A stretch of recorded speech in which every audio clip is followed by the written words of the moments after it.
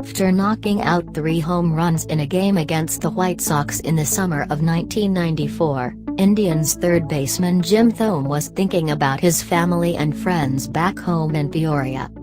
"They're probably dancing in the streets," he said afterward. 24 years later, the dancing began anew as the former Tribune All-Stater from Bartonville Limestone High was voted into the Baseball Hall of Fame. Thome and Braves third baseman Chipper Jones cruised into the Hall on their first year of eligibility, joining slugger Vladimir Guerrero and closer Trevor Hoffman, who got in on their second and third years on the ballot, respectively. Thome, who currently serves the White Sox as a special assistant to general manager Rick Hahn, played for 6 teams in his 22-year career, including the Sox, but never forgot the people who helped make it happen. "Everything starts at your roots," Thome said Wednesday after learning the news. "I'm proud that I grew up where I did. Peoria is a special place. It's where it all started. Every Midwest kid can dream of a day like this, and I'm living it today."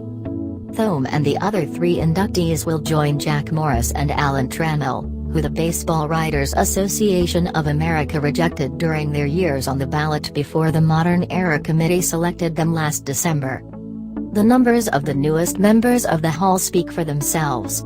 Thome is 8th on the all-time home run list with 612, while Jones was the best switch hitter of his era, averaging 32 home runs and 107 RBIs with a .961 OPS during an 8-year span from 1996 to 2003.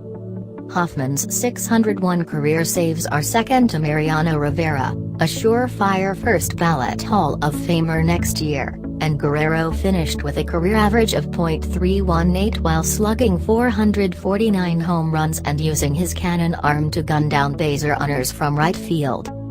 Thanks to the online Hall of Fame tracker, we already knew Thome, Jones, Guerrero and Hoffman were good bets to get in.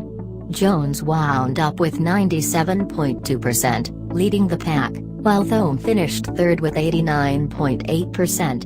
There were 422 ballots cast, including 1 blank one, down from 442 in 2017. The only real question was whether Mariners designated hitter Edgar Martinez would join them.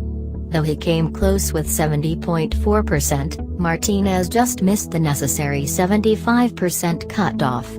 He figures to get in next year in his final year of eligibility, along with Rivera and perhaps starting pitcher Mike Mussina. As for Hall of Famer Joe Morgan's controversial steroid letter to BOA voters last fall, it didn't seem to have much of an effect on the electorate, which always had been divided on whether tainted superstars Barry Bonds and Roger Clemens belonged. Morgan's letter said, "We hope the day never comes when known steroid users are voted into the Hall of Fame. They cheated. Steroid users don't belong here." After 6 years on the ballot, Bonds and Clemens remain a ways off, with Clemens picking up 3 votes, from 239 to 242, and Bonds remaining the same at 238. In 2013, their first year of eligibility, Bonds was at 36.2%, while Clemens was at 37.6%. Now they're at 56.4% and 57.3%, respectively, with 4 more shots at a spot in Cooperstown. Former Cubs slugger Sammy Sosa wound up with 33 votes, 7.8%, down from 38 last year. The meager total keeps Sosa on the ballot at least 1 more year, prolonging the inevitable. Last week I asked Cubs great Billy Williams if Morgan spoke for him and the rest of the Hall of Famers with the steroid letter. "All the players, this is what we think," Williams replied.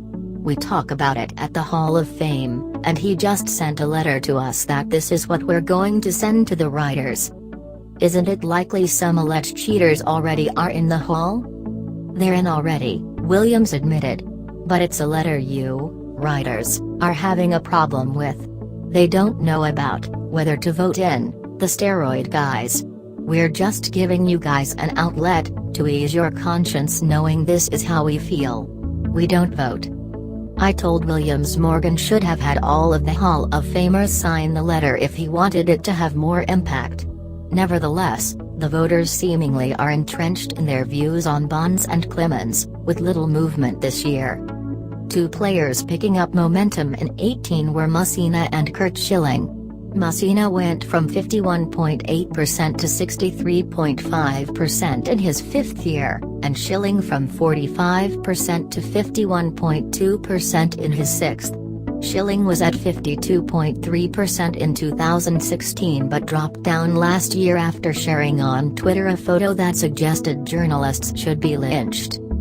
Omar Vizquel, the perennial Gold Glove-winning shortstop, garnered 37% in his first year, which bodes well for his chances down the road.